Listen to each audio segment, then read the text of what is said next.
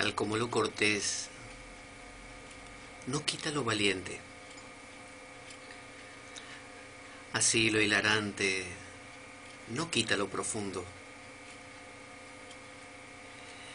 Y dado que la vida es un juego, aquí comienza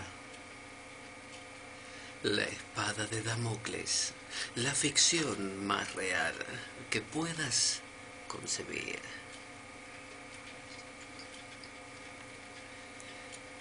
La espada de Damocles es un programa que por mera falta de objetividad cree ser diferente.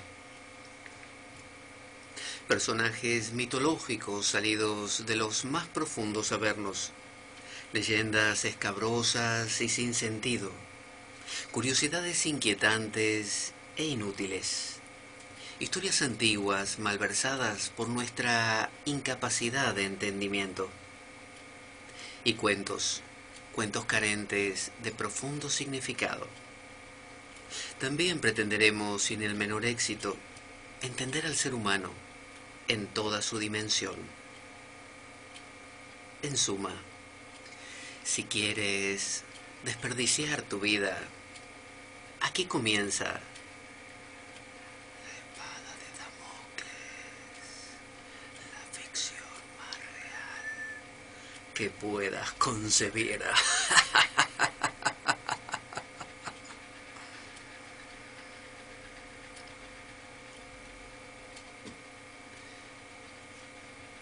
La espada de Damocles se emite todos los domingos de 2:30 a 4:30 de la tarde aproximadamente.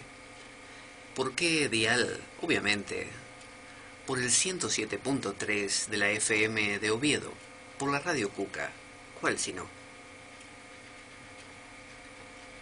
También puedes oír y descargar nuestros programas grabados a través de nuestra web www.espadaweb.blogspot.com.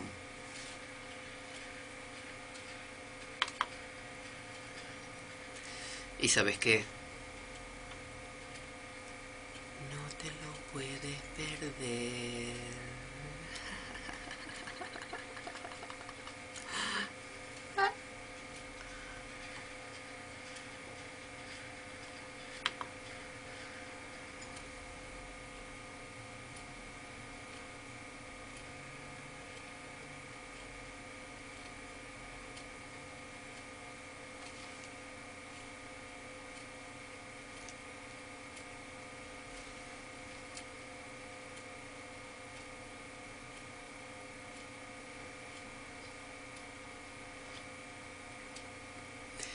Bueno,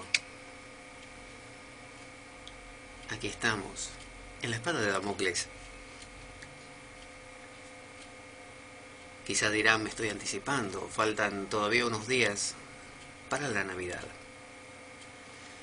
Sin embargo, la espada de Damocles es así, justamente es anacrónica, no se preocupa por los tiempos exactos. Y bueno, todos dirán, bueno, va a ser este un programa acerca de la Navidad, con los tópicos corrientes. Algunos programas ensalzan la Navidad como una fecha importante y profunda. Y otros programas hacen justo lo contrario. Destacan las irregularidades de la fiesta de la Navidad. ¿Cuáles son esas irregularidades? Bueno, se mofan a veces de la figura de Papá Noel como siendo una figura pagana o de Coca-Cola.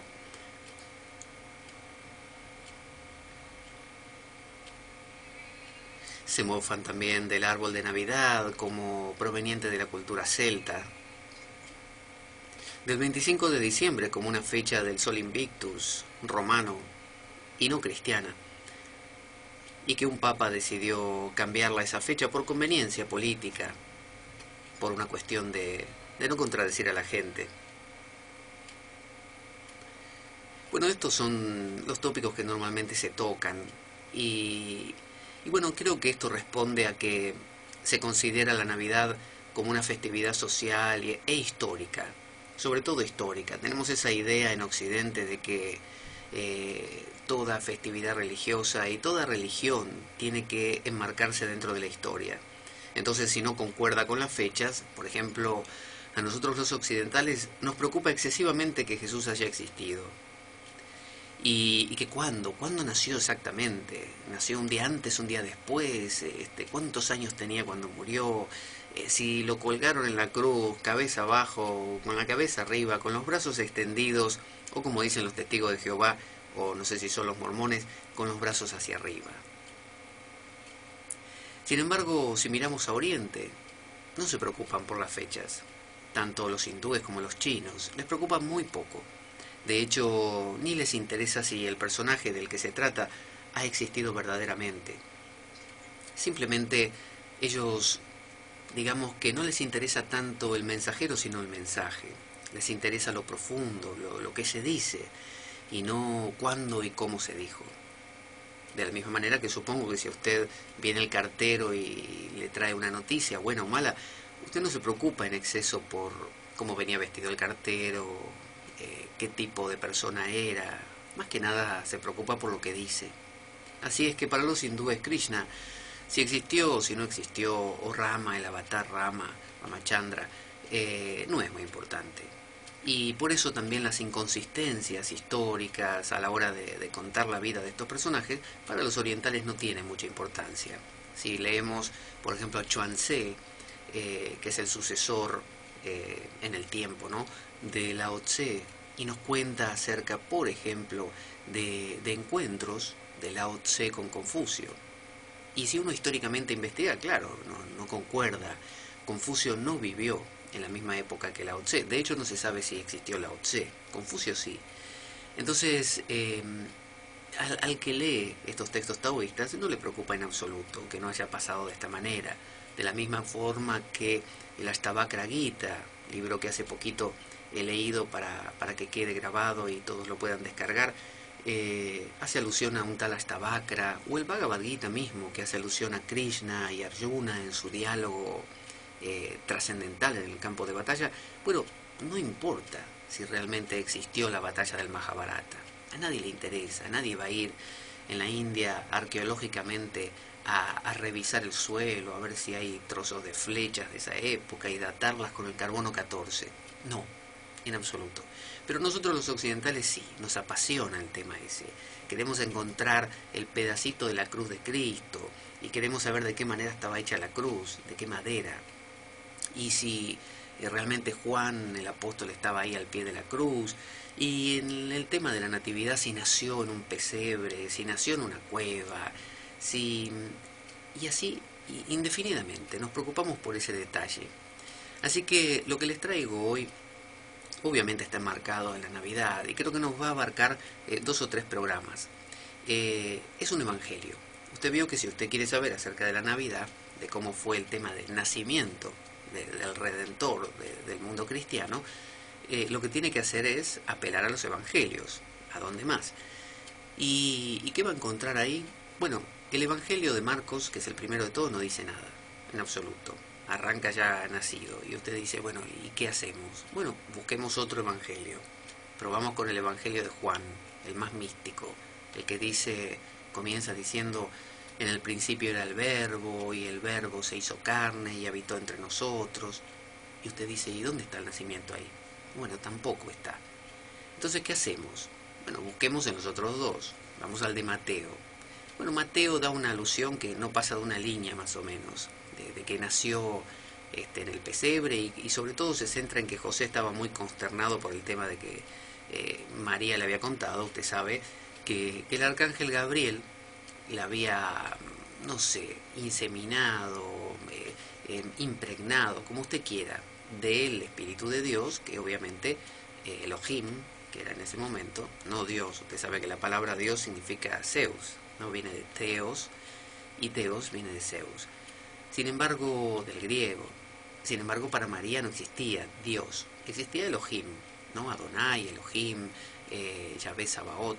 Y bueno, para ella el espíritu de Elohim la impregnó.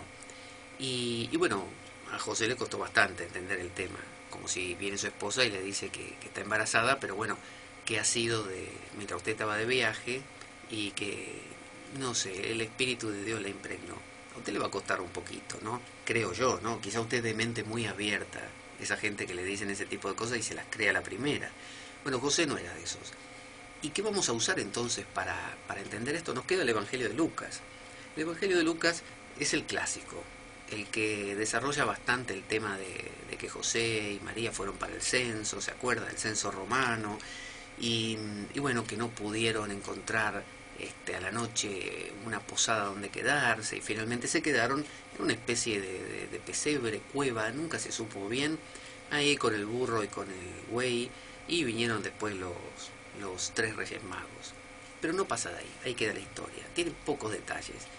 Entonces, ¿qué vamos a hacer aquí en la espada de Damocles? Bueno, vamos a apelar a una fuente apócrifa. Y usted me dirá, bueno, una fuente apócrifa no es de los evangelios canónicos, debe ser como esos evangelios clásicos apócrifos, donde Jesús mata, no sé, unas palomitas y después las revive, o mata a un niño y después lo revive, o mata a otro y no lo revive nada, y José lo reta porque se da cuenta que la comunidad entera lo va a linchar. No, este evangelio es el evangelio apócrifo, por cierto, armenio de la infancia.